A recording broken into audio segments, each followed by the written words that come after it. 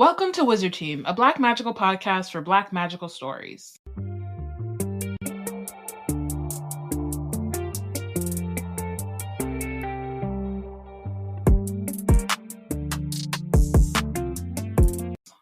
Hi everyone, it's Bayana and Porshèa embarking on a journey through the many fantasy stories written by and about Black people. Currently, we're reading Amari and the Despicable Wonders by B.B. Alston. Today, we're discussing chapters 10 through 12. But first, previously on Wizard Team, so Amari and the gang, they make it to a safe house of horrors, where they are, I guess, welcomed, sort of, by this ghost family, one of which is a reality star on the, Real Housewives of From Beyond the Grave. Mm-hmm. Quinton and Magnus are trying to work within the bureau system, but while leaving Amari behind. But of course, Amari's not going to let that stop her. She, Elsie, and Jaden do their own research and find a lead of their own. A man known as Dr. J. And now we start off in chapter 10, where Amari is continuing to disregard the phone a friend option that she has, whenever she left on to do her trip into the world. Elsie was her friend in the ear, but she's been dismissing that as she's been on the streets of Atlanta, and has run now into Lucas. He is telling her about his magic, which is a location magic, and it's why he's able to find her, and also he has a moment to explain to her why he's used his location magic to seek her out, which is to ask her to join the resistance of the League, possibly as a figurehead for those who need a rallying kind of personality, especially because she's a born magician. Once she pulls everyone into the conversation, including Elsie and Jaden back in the safe house, there is an exchange of good questions and answers from within the group, from getting more information about the League resistance to figuring out like whether or not Lucas is trustworthy, which Amari didn't really ask, but Elsie was immediately like, so how do we know we can trust him?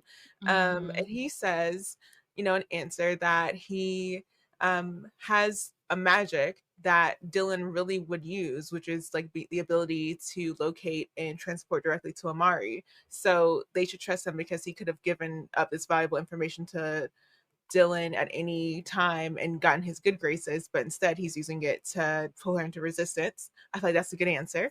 I feel very Family Feud. That's a good answer. Good answer. Survey says. And Lucas says, okay, now that I've answered your questions, how about you answer mine? Girl, you're on the FBI watch list. Why are you outside with your face full frontal? And I feel like we all have had that question. I feel like Jaden and Elsie also posed that question, but she was very flippant about it. And Mari does let him in on the thing about okay, I'm currently on my way to this location to get this information about the magic that we saw Dylan do. So Lucas is like, hey, I'm down to come with you if you wouldn't mind. And Elsie's immediately like, yeah, you need somebody on the ground. It would make me feel better that you have someone. So he joins her on the current mission, and they walk into the suspiciously it looks like a tussle has happened on the inside and the doors open residence of one Dr. Jake Hill. You'll get that in a moment. A single person who talks in plurals when he meets Amari and Lucas because, dun dun dun, he's actually Dr. Jekyll, Jake Hill, and Mr. Hyde. And currently, he's in doctor mode whenever they walk in, and he explains about the Despicable Wonders and the information that he gave Dylan when Dylan came through and caused a ruckus. However, because he didn't know what energy Amari and Lucas was bringing, he automatically assumed that their arrival was Dylan sending people after him to close off a loose end. So he's already activated Mr. Hyde before he met Amari and Lucas, and he can't stop him. So Mr. Hyde is knuckin', bucking, and ready to crush little bones. Like literally, he says how he relishes the idea of being able to crush little bones again. Insane. And you guys, he sounded very fee fo fo fum, fee fi He fo fum did. when he said that. And I'm like, you gotta tell me twice that you're looking for little bones. Like, I'm out. I'm not gearing up for nothing. I'm gonna retreat immediately. Like, I don't want to see it. No.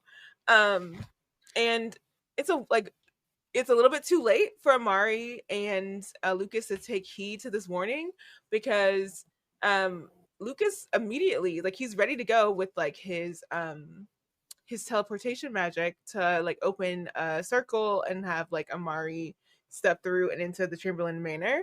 But as soon as Lucas gets that up, he knocks Lucas out, and that removes his escape plan and strategy for Amari, and it also knocks out Lucas out of the play.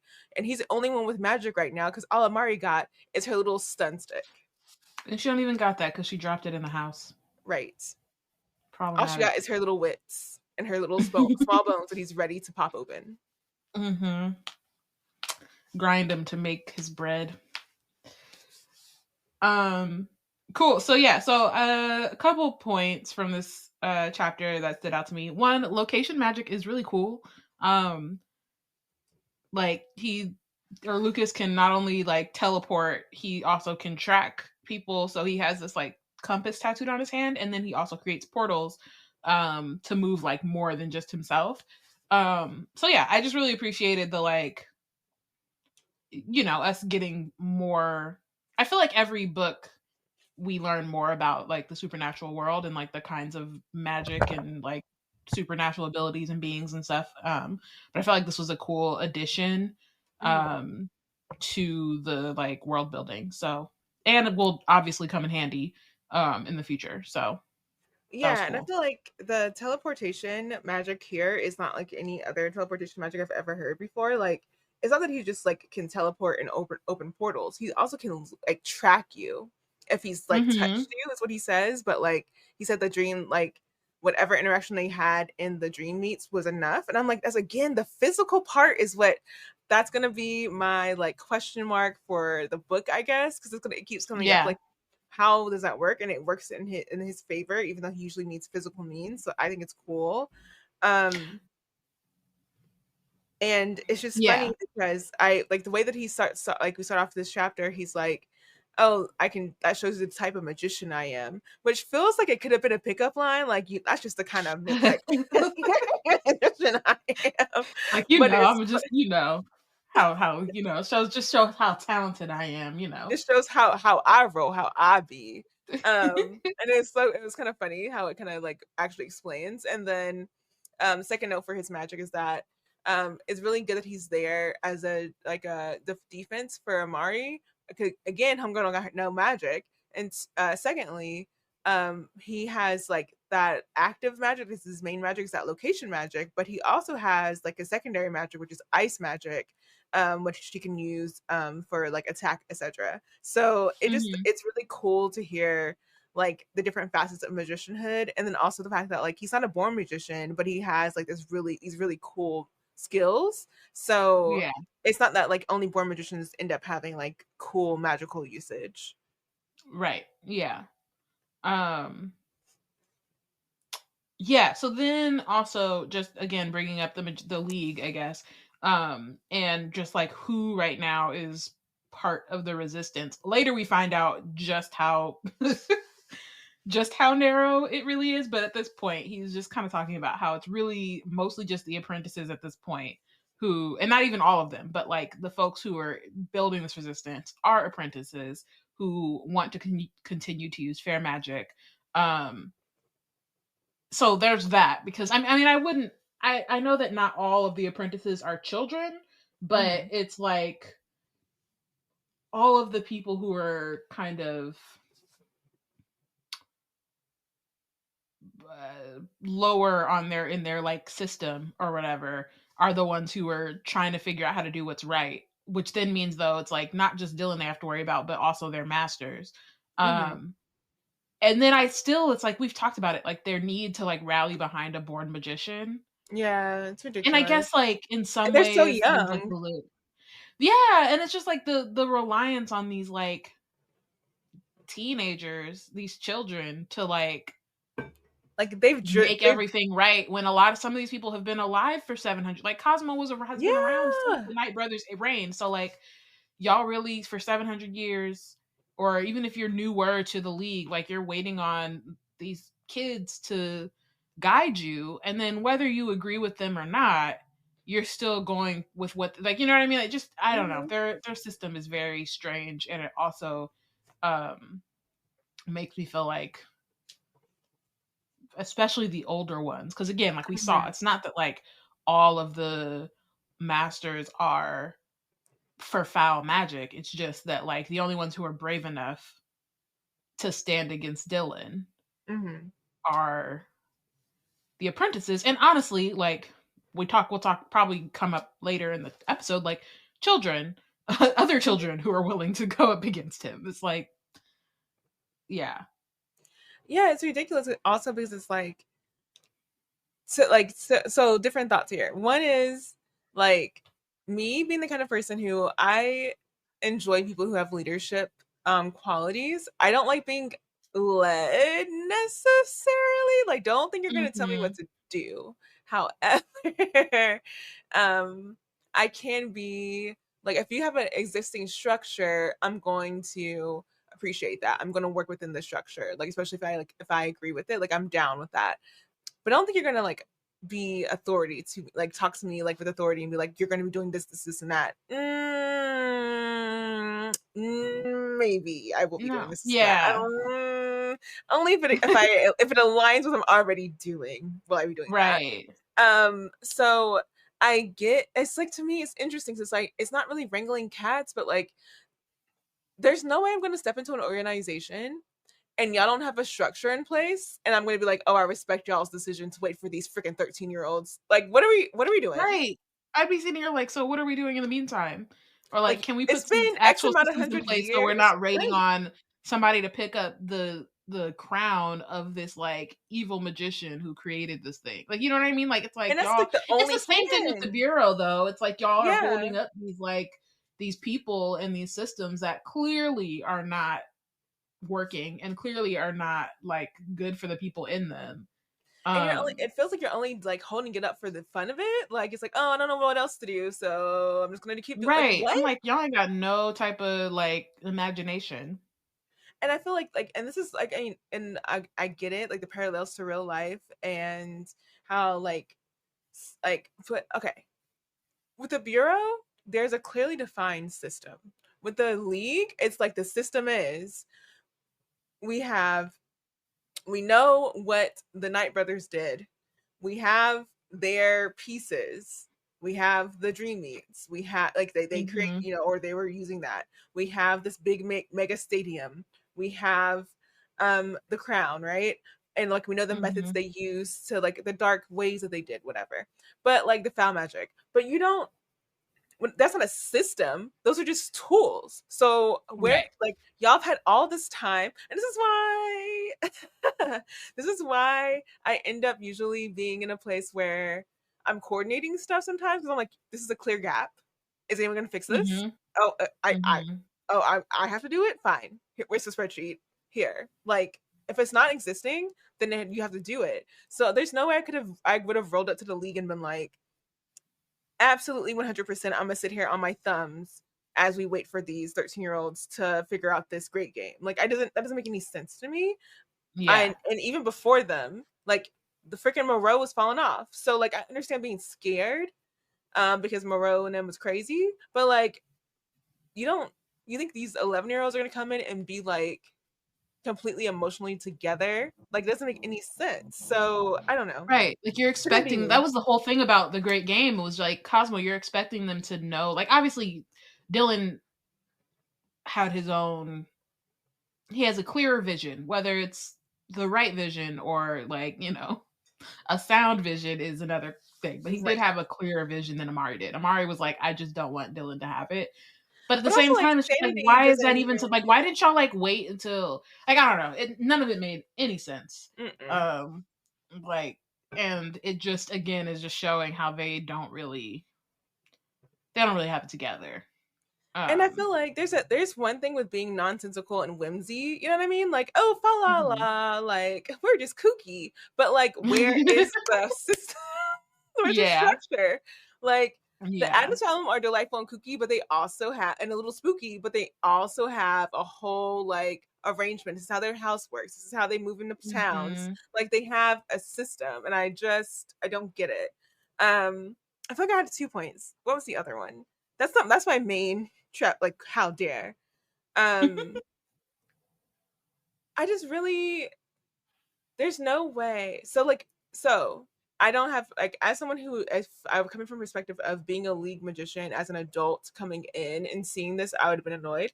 And then as a child, like if I were Amari coming in, I would have looked around like y'all was looking for me. Like y'all all are like so much older than me? Do y'all all have imposter syndrome? Like I understand why I would have imposter syndrome, but why have Right. y'all never stepped up? Right. So to an extent, I get why Dylan's treating the adults the way he's treating them because like y'all been waiting for me this whole time. I've been the answer. What have y'all been doing? Like F y'all. So Mhm. I get that being part of the mindset, but at the same time I'm like, I mean he's right. Like what have y'all been doing? Mhm. Yeah, it's ridiculous. Um a couple so these are I guess smaller points. One, so Amari is wanted but from the FBI or by the FBI like in the known world. But like it's such a vague reason. It's just like in connection to multiple investigations. But it's like Mhm. she's the 13-year-old. Nobody's thinking what is this 13-year-old wanted for multiple investigations for? Like so there's that. Um and I just want to shout out that they like Porshèa, you already did a little bit, but like Jake Hill into Jekyll is like clever, and I Mhm. feel like we don't appreciate maybe Austin's wordplay enough. Not that we don't do it at all, because I know that we do, but it still feels like not enough. Right. It's not It enough. just I feel like we shout it out every time, and still I'm just like, no, this is so clever. Um, yeah, I like that, and I like that. He's basically like the Bo Jackson of the Bureau of Supernatural Investigations. Like he's in Mhm. two separate. Like Mr. Hyde is the agent, and Doctor Jekyll is the like scientist or whatever. And it doesn't really. Well, I assume that then actually, I was gonna say it doesn't really explain how he got this way, but I assume that's his like crystal ball. Uh, like the power he was given from through the crystal Mhm. ball. Um, but yeah, no, it's just clever.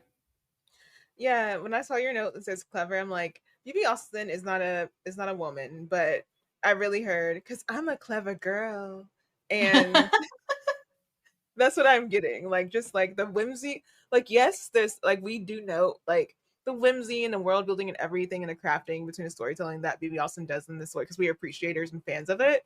Mhm. But you're right. Like the cleverness should be given its own due because it deserves it. Mhm. Yeah. Okay, so into chapter 11. So Amari like refuses to abandon Lucas. So because he's knocked out is like I'm going to have to confront Mr. Hyde. But again, she has no magic and or stronger settings on her stun stick once she does get the stun stick back. So she's kind of like stuck until Quinton comes to the rescue. He is able to defeat Mr. Hyde, but is obviously angry that Amari went against his orders, and like really doesn't want her to help. He's kind of just telling her that like her safety is more important than saving the world, and like her being out meant that he had to leave Magnus while they were doing their thing. So it's like, being an agent means or working as a team means following orders, whoop, whoop, whoop. And Amari is literally like, look, I'm still gonna do what I'm gonna do. So it doesn't really end in a resolved like their argument doesn't really end in a resolved manner. It's literally just kind of like Quinton's like, I gotta go. And Amari goes to her friends and is like, all right, what's next? New plan. So they are trying to figure out what to do about the wonders. She doesn't even get a chance to like tell Quinton about the wonders because he also is kind of like refusing to take the time to listen to her and what she's learning. But well, I'll pause on that because that's not the summary. And then so as they're trying to figure out the new plan, she's pulled into a dream meet by Dylan, who knows that she has found out about the Wonders and has basically called her there to make a deal with her. Like, if you keep quiet, I'll make sure that like the people you care about don't come to harm in my bid for world domination. And Amari, of course, refuses, which then, of course, makes Dylan angry. He something about because of their like, I assume it's like their born magician connection. I don't know that this happens in other dream meets, but like they can kind of read each other's minds. And not in a super like clear way, but I guess it's kind of like whatever's at front of mind is something that they can kind of see in this space. So Dylan kind of realizes that Quinton is awake, and is like, don't tell anyone. And Amari kind of lies and says that Quinton knows everything, which then makes Dylan angrier and a little more desperate. But Amari escapes by jumping into I guess it's like an illusion of fire. And then she wakes up to the news that Dylan's been caught in a vault at the Supernatural Smithsonian. And so while Harlow is on the TV, like taking her victory lap and announcing this gala to celebrate both her birthday and the victory over the magicians, Amari and her friends are like very sure that Dylan is not only playing games with the Bureau, but has found the mural, which is also a map to the Wonders. Not hella points this time, or for this chapter, but one is like Amari's kind of guilt about Lara and like leaving her behind at the end of the Great Game. And so it's like something that kind of keeps coming up of her just kind of like not knowing if Lara's okay, hoping that she's, not hurt, feeling bad about not being able to like bring her with her or with them when they ended up going to the final showdown with Dylan or whatever. But I think the thing I appreciate most about it is that it's not something that she just like feels bad about. It's something that informs her actions. And so her like not leaving Lucas, and it's not to say that I think that she would necessarily have like left him behind before, but like it's a much more conscious and like intentional choice for her to like stay and try to make sure that he's good. And not leave him behind because she already knows how like how bad she feels about having to do the same to Lara. So yeah, I feel like we've talked about before, like Amari not really like she learns from the past. I wouldn't necessarily say her mistake because I don't think that it's necessarily her fault that Lara got left behind, but just like learning from like the things. Yeah, exactly. Yeah. And kind of being like, oh, I don't like that. I don't want to do that again. Or I don't want to be in a position where I have to do that again. Yeah, it's like more lived experience than it is like picking it up from like someone else's journey or something like that. Like, oh, I heard the story, the cautionary story, but I had to live it through myself to be like, okay, yeah, no, I'm going to do that. Yeah, exactly. And then really just like Quinton... This is like the part, and again, like I know we're both the big siblings, the eldest siblings in this situation. Robyn's not here, however, it's hard for me to rock with him in this chapter in particular. Not because I don't understand where he's coming from, but just like his perspective on it, I feel like is off. Like he's trying to big brother her, and like I don't want you to risk your life, and like you're not playing for the team, whoop, whoop, whoop, like trying to sun her, even though like she's the only reason that he's here. Like she had to like risk her life and do all of these things so that he would wake up. And it's not that he doesn't appreciate that, but I don't think he fully understands what that means. And so it makes me think about him as like, I think you mentioned it earlier of like him being, or maybe it was last episode, but like just so invested in the system of the Bureau and like how things work and like the channels that you go through and like the kinds of agents that should be on these missions and like how you follow orders and what being a teammate is. But like Amari has never, as much as she like, I would still say that she like idolizes being an agent And that's an important part of like her journey through the supernatural world, but Mhm. she's always had to act outside of that system. Like from jump, because she's a magician, she's never been Mhm. able to go through the like in quotes proper channels Mhm. of the bureau. She's always had to find ways to work outside of it. And so Quinton coming in and trying to like tell her how to do this thing when she's defeated Dylan, I would still count the last one as her defeating him, because if Cosmo hadn't have jumped in, like she would have won. So twice. Mhm. And like she maybe didn't win against Harlow, but she had 50,000 things going on. Mhm. But she's done so much, and I just don't think that because he's so caught and stuck in the way that things are like supposed to be, or the way that things work or whatever, like he doesn't really see the value that she adds, and also the like importance of the way that she's had to learn how to like navigate the supernatural world. Um yeah, so it's like really, it's very irritating to read. Yeah. For me, my 2 points on like Quentin and Amari. One of them is that like I just sense like a lot of the thing about siblings is that a lot of what contributes to the like discord between siblings is like similarities that like neither Mhm. where the people want in a situation want to like touch on those similarities. And the one that I'm picking on between both of them is like stubbornness of like Yeah, being definitely. set on thinking like their way is the way. And like maybe Mhm. there is room for like nuance. Like they would be open to it if they were wanted them to kind of like like open it to the discussion. But like Quentin quickly shuts it down. He's like, unless you have notes on this or this, I gotta go. And like Right. I Which is like, understand that. bro, the Yeah. wonders are actually hella fucking important. Yeah. Like, actually the most important thing, and you can't take the time to like listen to that.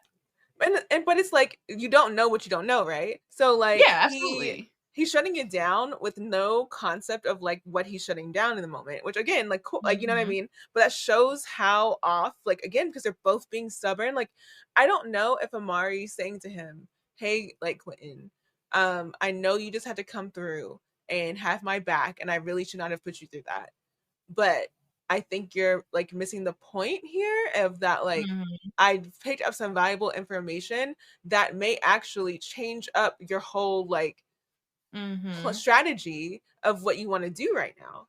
And I was just And I in think that that's conversation with like I picked up information that you're like is very like no one else has right now. Are you like this is like mhm. intelligence. Like I understand being like activated and you and Magnus being in the field, but what about the intelligence behind it all? Um Yeah. and I I don't think too know though that that that if maybe that would is help or not. something to do with it, like of like obviously we don't see any part of this from like Quentin's perspective, but like Mhm. he's definitely still struggling with the fact that he was been out for like Mhm. maybe I think like 2 years, something like that. Mhm. Um, and I think he's also just like trying to get back into the game and like getting back into the swing of things and feeling that. Um, and then also like I think he wants things to be more cut and dry. Mhm. And so it's easier to cut Amari off and just go with what the plan is that he and Magnus have figured out. Mhm. Um, instead of trying to make things more complicated, because then like is that something he can even handle? You know what I mean? And Yeah. not that he can't handle it, but I mean like internally, if that's like a doubt or anxiety that he may hold or whatever. I Um, mean, as an introvert, when I know like give me enough early lead time to know that I need to extrovert within a couple of days, within a week, within a month. mhm.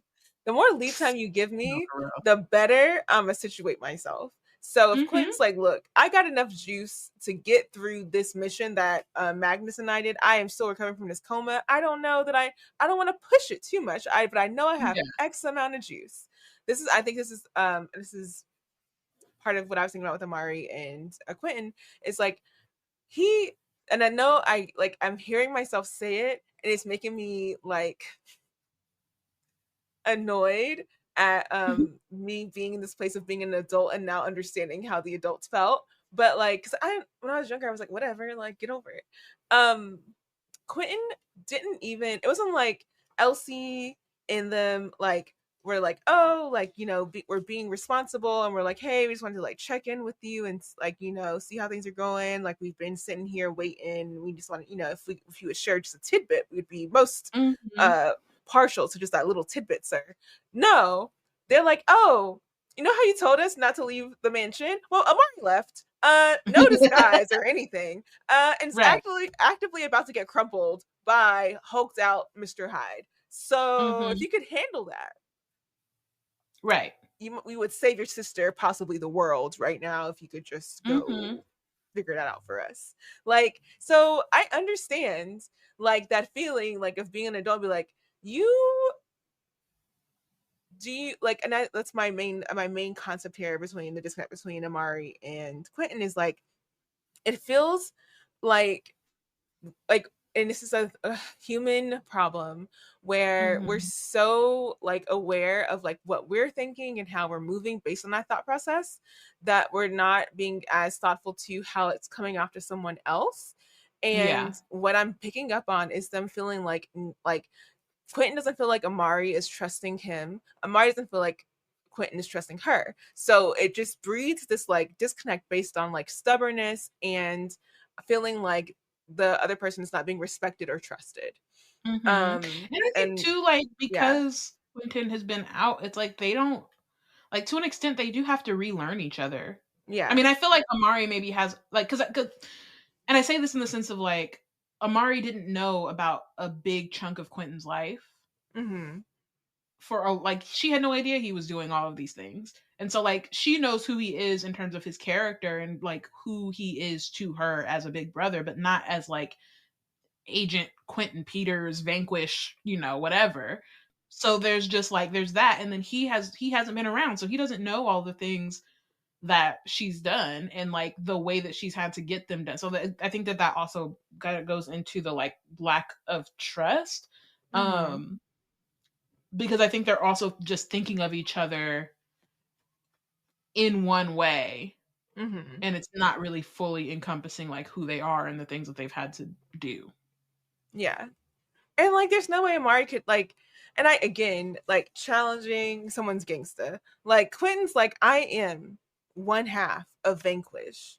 I gave you the direct order to sit your butt down somewhere. Do you know how many times I've been respected to by people who are older than me when I told them to Right. sit their butts down somewhere, but my own sister won't even do that? Like, it's like I feel like there's like there's some injury on both sides, and it feels like Hmm. ego, to Yeah. be honest. It feels like ego, and yeah, and it feels like again like Quentin is stuck in the way that things have been for him and not necessarily appreciating, but also like they haven't had a lot of time to Catch up talk on that. either. Like Yeah. they've gone straight from out of the frying pan into the fire or whatever.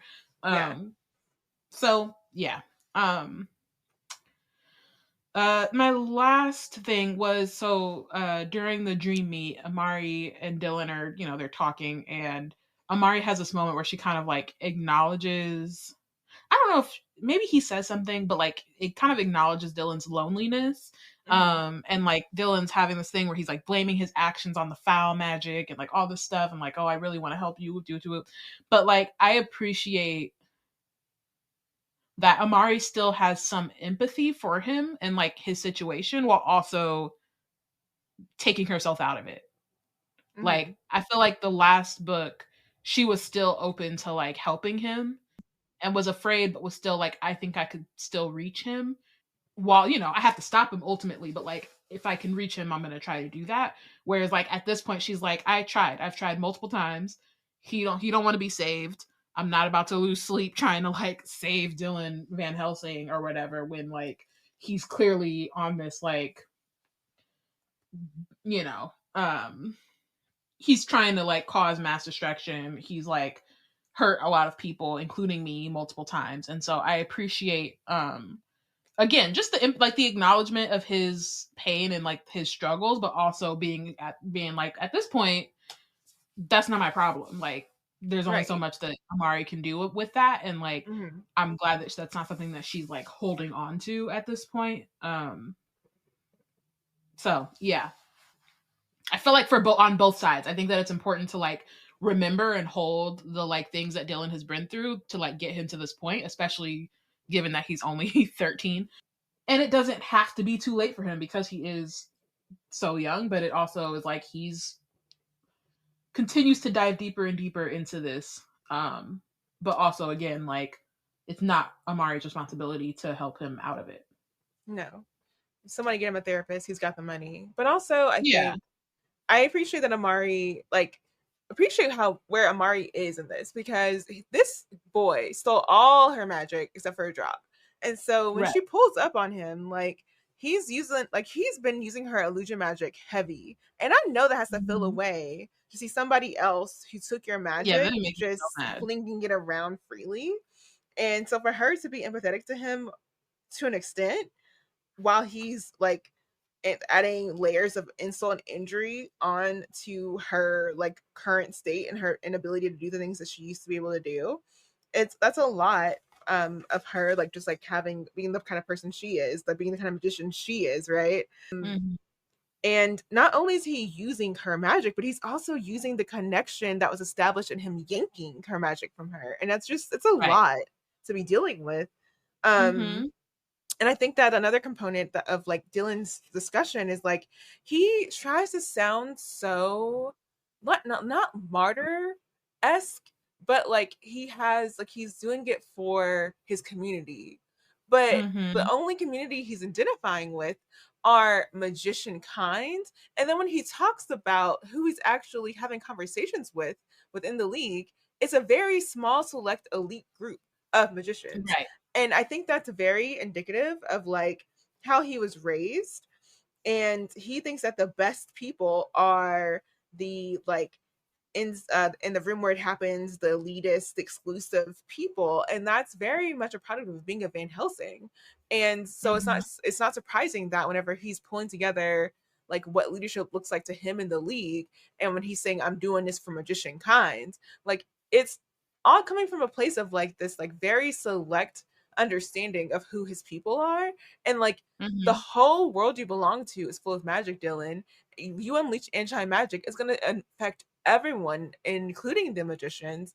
And he's like, oh, I'm doing this for magician kind.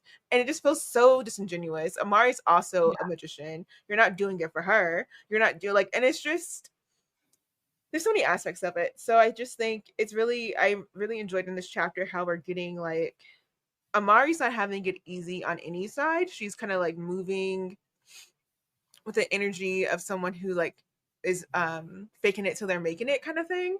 Yeah. And the people around her like seem like they're also faking it till they're making it. And it because like Mhm.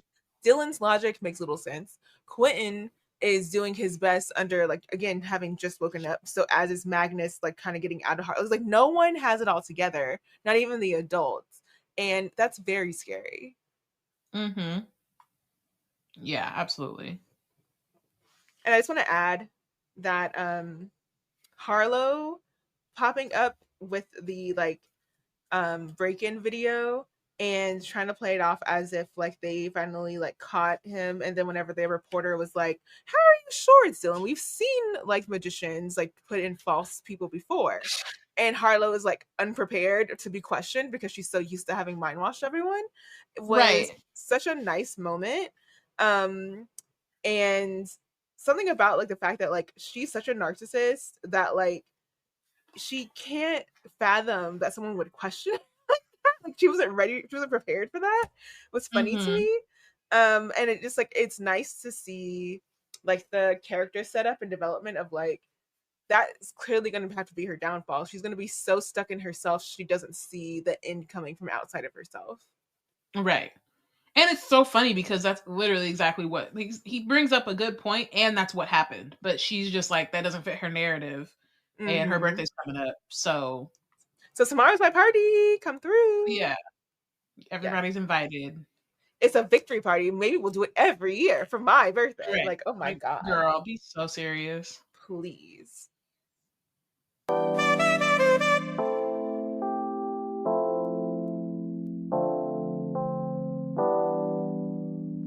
Here on Wizard Team, it's no surprise that we love books. We also love supporting the independent bookstores.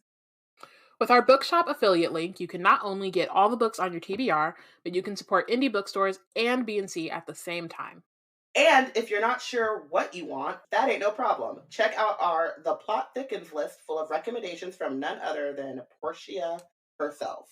Head to www.bookshop.org/shop/blacknerdscreate to treat your shelves. Treat your shelves. Oh, that's nice. That's clever. Oh my goodness. That's clever. Since you're new to H&R Block, we'll look at your returns from the last 3 years for any money your last guy might have missed for free. I could get money back from last year? You could. We'll find any mistakes. Could have really used that 2 years ago when I dated that mistake for 5 months. Don't leave money on the table. Switch to H&R Block and get a free Second Look review. Second Look is included at no additional cost with the purchase of tax preparation. Results vary. All tax situations are different. Fees apply if you have us file an amended return.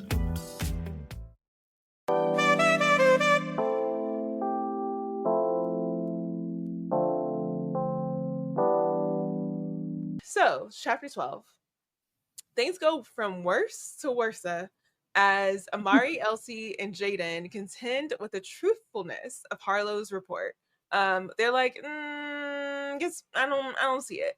But not only are they like sitting there like trying to figure out if Dylan's really got or not, because Amari's like, how could he have been caught and then also talking to me? If he's your man, what's he doing over here? So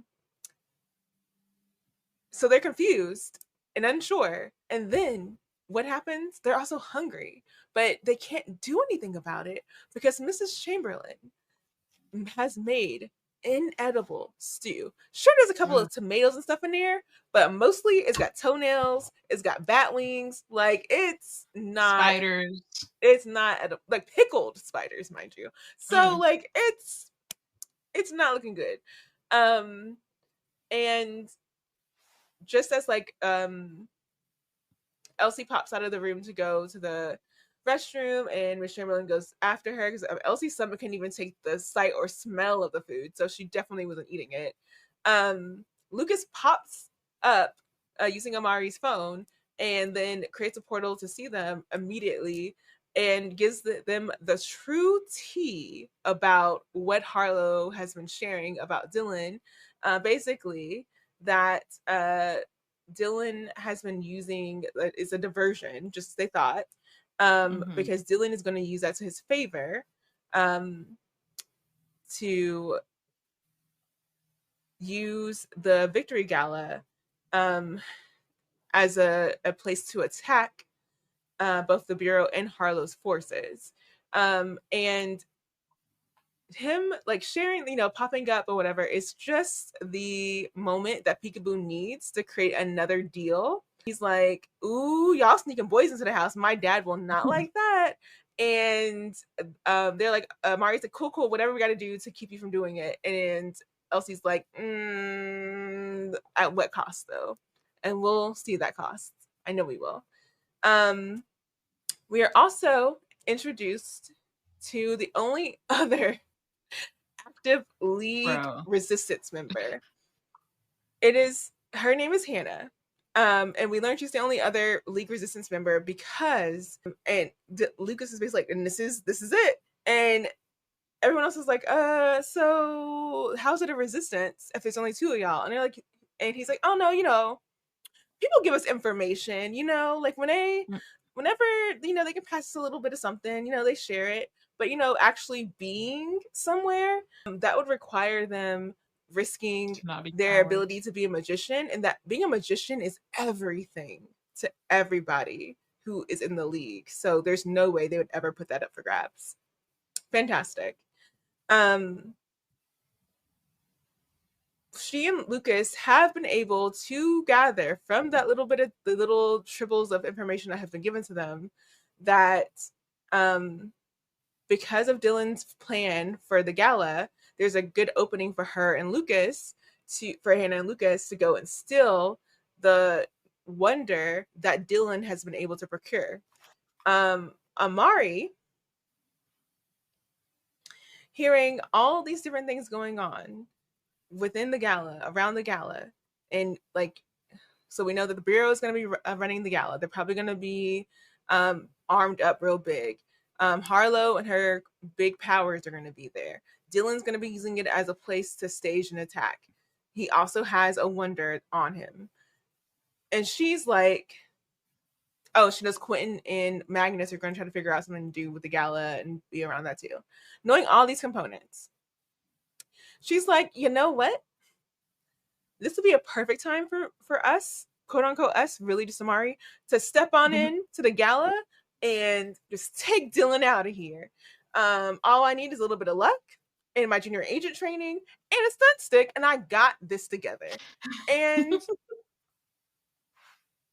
you can't see me, but my hands are together and I'm pressing it to my mouth because these are each very minimal items / skills that Dylan also has. And he also has all her magic plus all his magic plus the crown's magic plus anti-magic. It's not looking good for our girl. Like, I know we said the Salulu to the Delulu, but the Salulu still has not hit the Delulu. And it's real bad.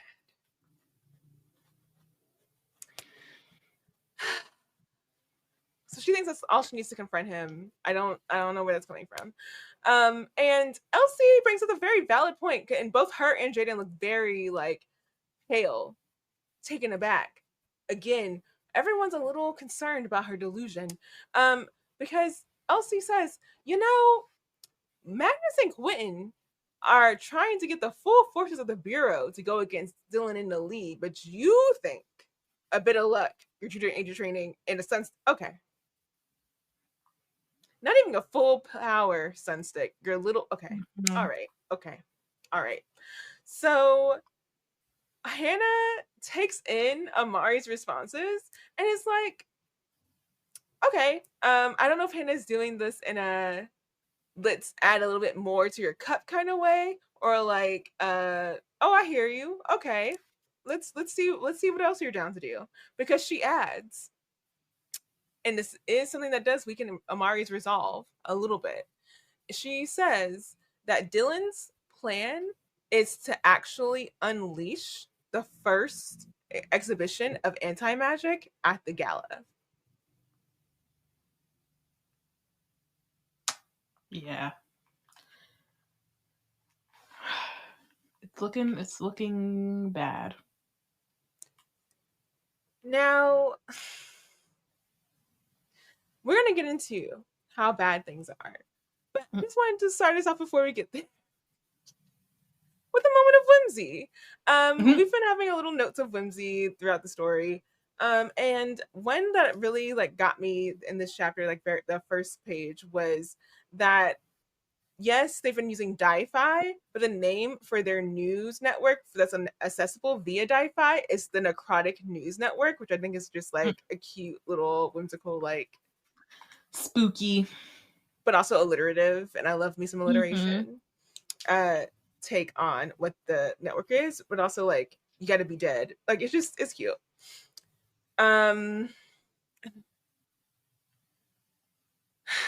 One thing that has been getting me through this story, but also through life, is the way that like the general public, as ill-informed and often not on top of media literacy as they are, tend to have a hypersensitivity to BS from time to time, especially when it comes from government. And so like the when it shows up here, but also I think a little bit in the last chapter, of people just like kind of questioning the official like propaganda or stance on this, like on news, especially like with this reporter like having asked Harlow that question, it just feels like a little bit less like you have to be delusional to get by, because it's like, okay, there's other folks that are questioning things the same way that I am.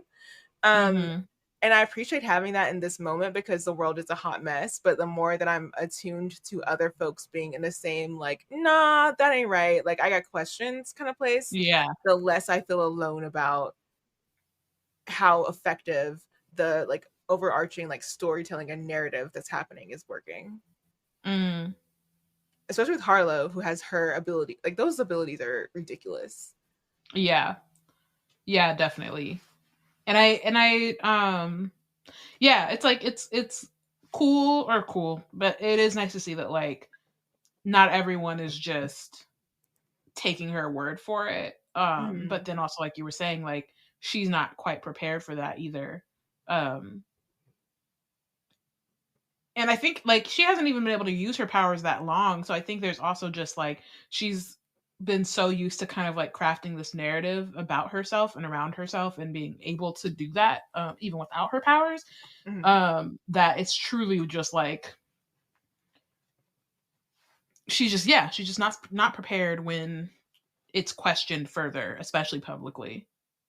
Yeah, and she's like, it's like she's stretching a muscle that she's not stretched in a while, or ever had to before. And it's like there's points, but I also think I like that, like her being stumbling, is something that helps people kind of be disengaged, because it's like, hey, wait a minute, like if you're competent, then you would have an answer to this question. You don't, though, Right. so it makes me feel like I should question you more. Speaking of questioning people and their identities and their stance on things. So, look, no question. Mrs. Chamberlain is the horror house hottie, that girl on a Real Housewives from Beyond the Grave. But if you're gonna be that girl and that lady who's like, you know, you have the best parties, you know how to host everything from a shindig to a gala, like you gotta have, that has to be something that like your whole like repertoire is around, like you're just her. You are all that and you didn't know how to do the barest, most minimal check into hosting human guests and how to cook for them? She said, "Look, I know y'all will." When she said, what did she say? When they were like, "Oh, we're just gonna go downstairs," and she's like, "I'll keep it so we can warm it up later." Like, I have girl, Peekaboo bring it down for you.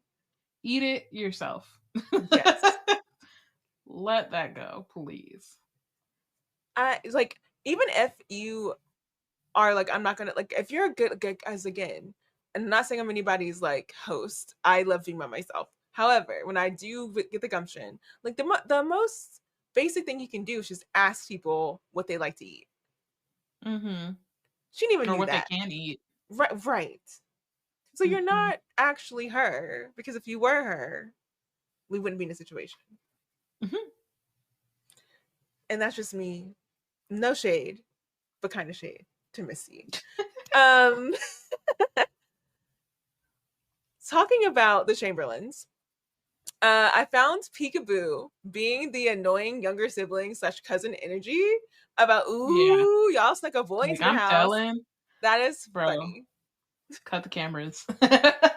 I saw Peekaboo as Cardi B in that like picture of her being younger. Like, they said you had to play with me. Oh, right. Literally.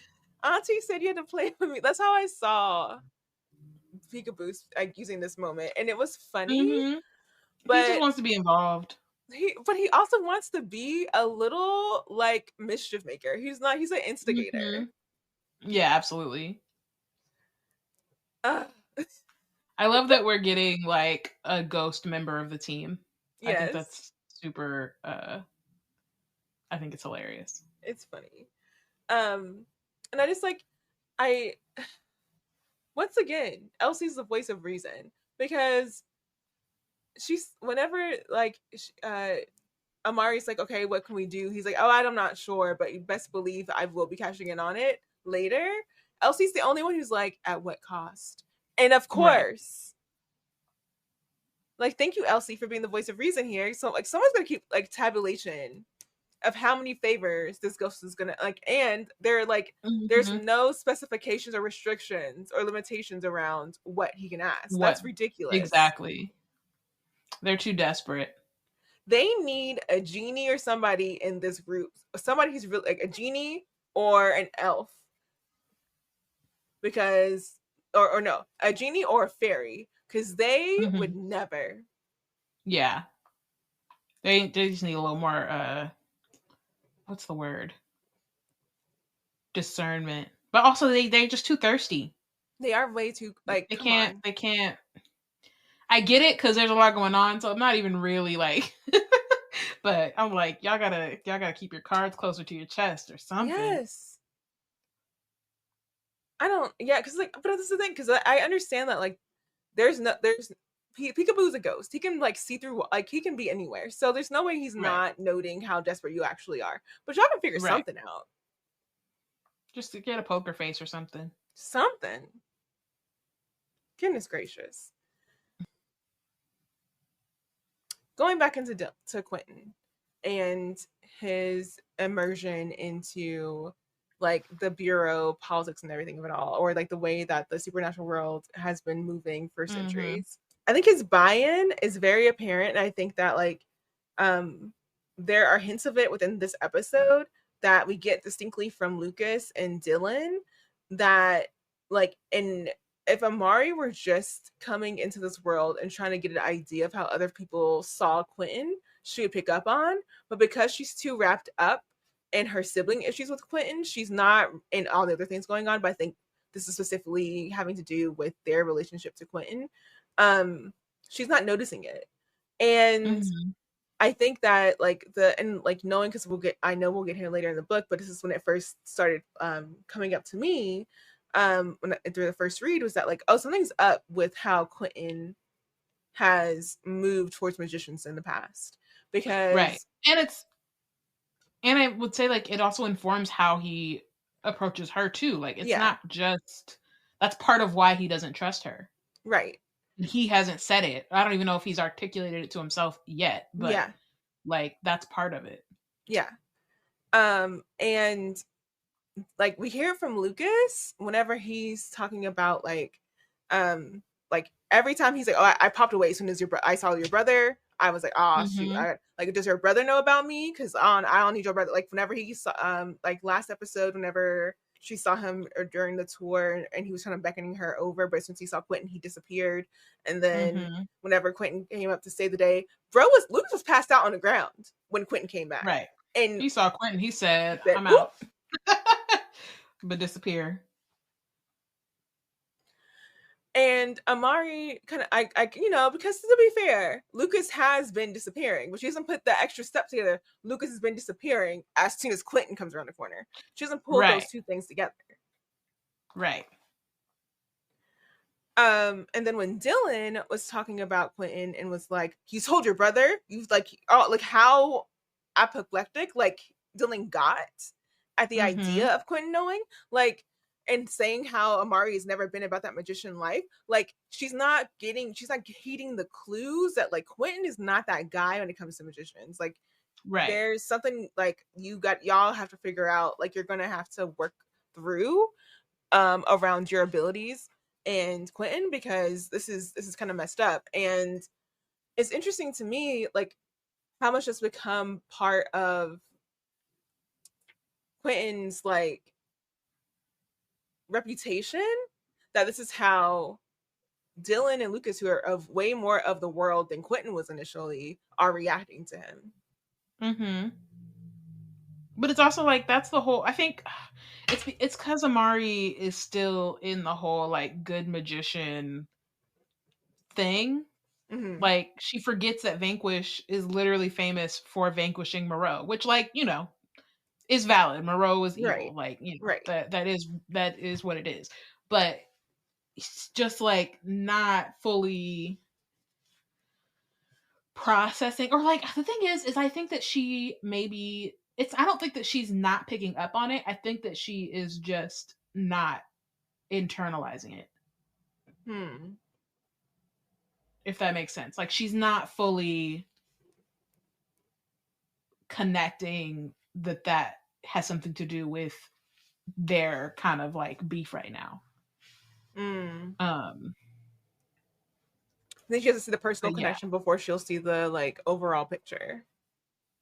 Right. Or like she, in her head, she's like, yeah, my brother fights bad guys. Right. But like I don't know. I just feel like it's all the things are being held in her head, but like all the puzzle pieces are there, but she hasn't quite connected them yet. Mm-hmm. If that makes sense. Yeah.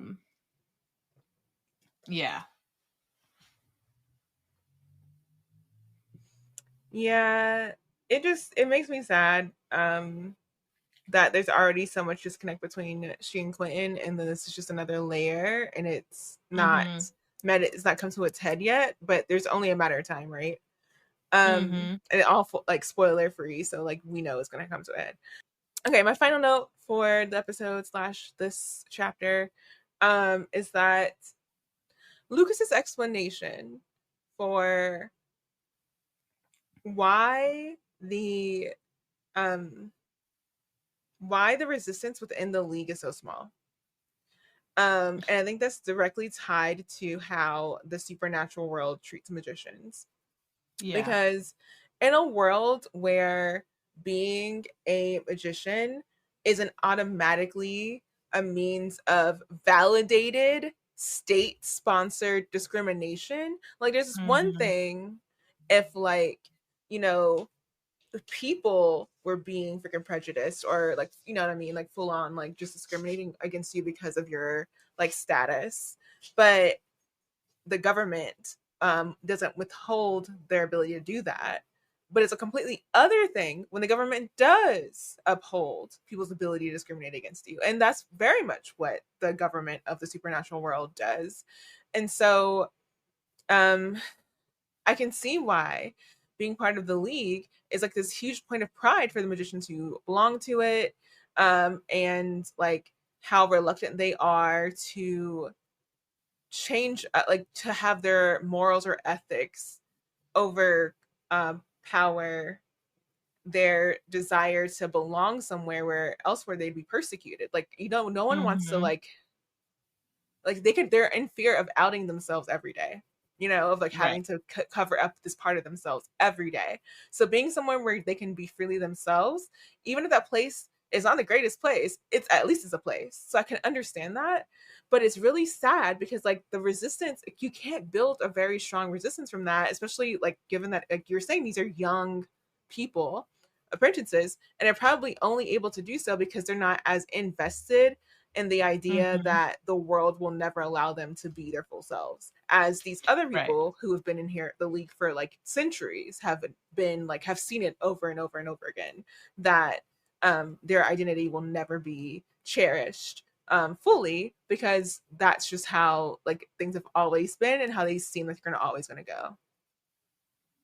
Yeah, agreed. And like it's just really like it's super sad that it's literally this resistance is like it's two kids. They have a few people who might help them and give them some like resources or intel or whatever, but it's literally just two of them. Like no wonder they're like, okay, we got to find Amari, because in this case they just doubled the resistance.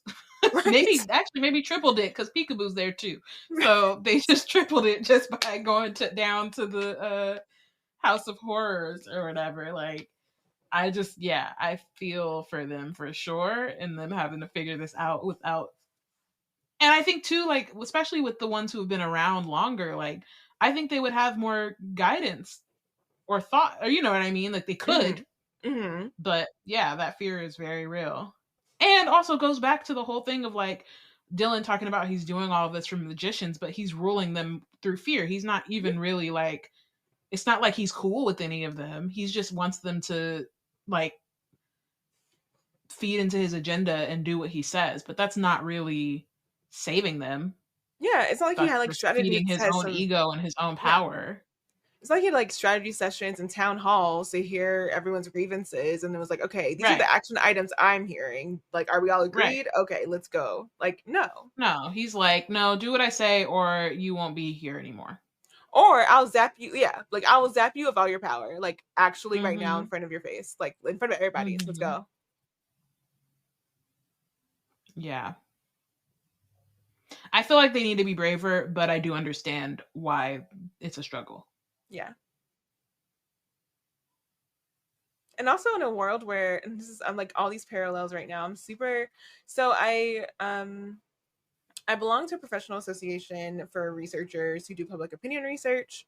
and specifically like the Black Affinity group for that or association.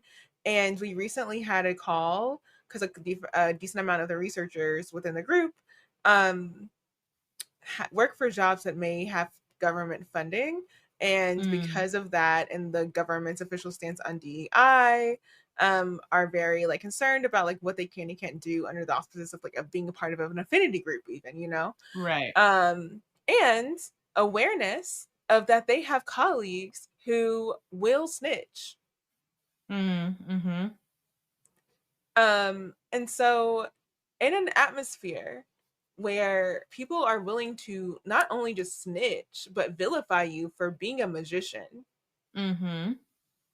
I can completely empathize with like the folks who are just like, I don't got nothing to do with that, whatever, keep my name out of it kind of thing. Cool. It's just it's so hard because there can never be a better world where everything that is good has to be covert. And right. Like in this moment, reading these chapters is really resonating with me. Like the parallels are paralleling real hard. Yeah, absolutely. Yeah. Cool. I guess we're on MVP. Yeah. I made Lucas the MVP. I think he came through. He came through shaking his dreads, even though he doesn't have any. Like his magic, his power set automatically It's dope. like I would love to have that power set. I would never be late. And it doesn't bother me that I'm a late person. But I know it bothers other people, you know? And I simply wouldn't.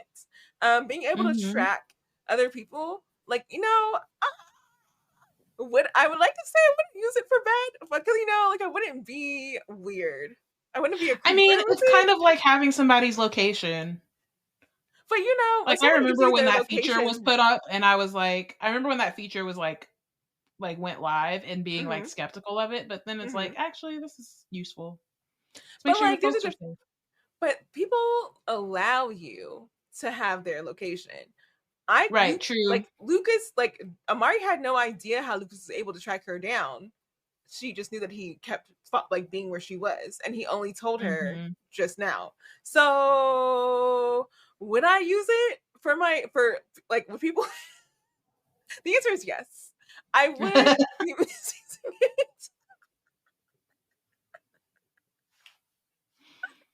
It's like I'm just curious. You know? I need to know. I'm a very curious person, and I like to know things. I would probably just, you know, some of these times I would be very incognito, very hood over my face, like you don't know that I'm here. Other times I might be blatant, like, "Hey, don't ever think you know where I'm gonna be." Hey, like.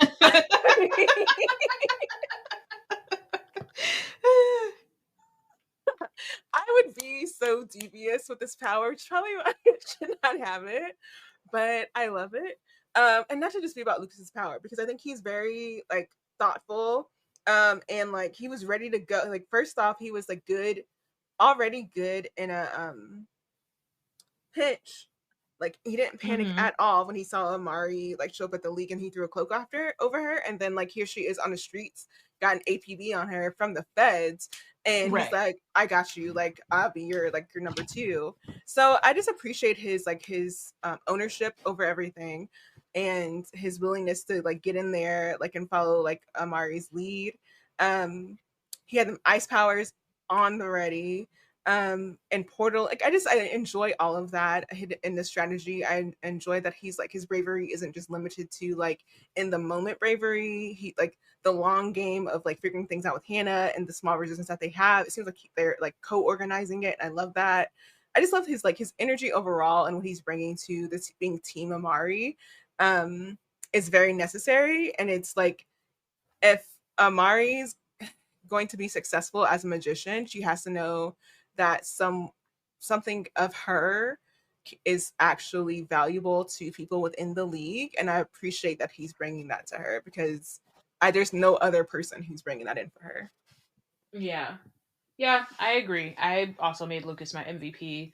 I also appreciate, I forgot to mention from the last chapter, like him and Hannah, like in giving Amari and like kind of catching her up on like their information or whatever, like never putting any pressure on her to save the day or to do the thing. Like we already know Amari's going to do it anyway, but the fact that they're like, we want you to have all of the information and then make your decision, as opposed to like making you feel like you have some obligation to us because we're magicians or whatever. So I appreciate that too, like them not really taking lightly like what the situation is and like how dangerous it is. While also it's not like they're asking her to do something they wouldn't do themselves. Yeah. But yeah, on top of everything else you just said, his magic is super cool. Like it's definitely one of my favorite things like introduced. As far as like the magic system. Okay, and then who is benched? Well, I've already given all the reasons why Amari's benched. Like not Amari. I need plans, I need strategies, I need reasons. I need you to not be jumping into things willy-nilly. You've been through this enough already. You should be learning things this week. Like I can't. Yeah. And then I also benched Dylan because Dylan. Yeah. Real. I benched Quinton, which is funny because like I do agree with the like Amari needs to like she definitely goes on half a plan and a plucky attitude. Like that's kind of her. Those are the two things that she brings with her. She brings to the table. Half a plan and a plucky attitude. But I do just feel like again, we've talked about it. Like the Quinton obviously has like, you know, we talked about the nuance. We gave nuance to the conversation, but he was irritating me too much in this episode, and I do feel like I just think he needs to trust Amari more, and I think that he's treating her like his little sister and not like someone who might have something to bring. Even if he was like, I don't want you to leave the manor, but like if he at least listened to what she had to say or her input, and then was like, okay, I'll take that into consideration, and then you stay here safe. Like I feel like that might, even if Amari listened or not, I think that it would kind of go a long way in terms of like their relationship. And him kind of acknowledging that she does have expertise that might help, even if he wants to keep herself. Like I think the two can go hand in hand. And right now he's just kind of like benching her and acting as if she's still the like little girl that she was before he was in the coma. So yeah, I think he has some reckoning to do in terms of just like the new world that he's in. And I think that like he deserves some grace in getting there, but he also is like irritating because, you know, Amari's our girl, and even though she only has half a plan and a plucky attitude, she has used it. She has historically been able to use it to do something. Something gets done. I just you know, you gotta trust in it a bit, even if we want her to do better and to like bring more. Like we can't say that those things have not worked to an extent. There's a reason why she's finished my book. They've done something. It's not that she's done nothing. She has accomplished many things. Yes. With what little she has. And she has even less right now. On that note, thank you for listening. Join us next week when we discuss chapters 13 through 15. If you want to join us live, become a BNC baddie and join our live recordings on Sundays at 2 p.m. Pacific Time, 5 p.m. Eastern. Wizard Team is part of the Black Nerds Create Collective. If you want to keep up with our content, you can check out our website at blacknerdscreate.com and follow us on Instagram and Tumblr at Wizard Team Pod and at Black Nerds Create. Bye.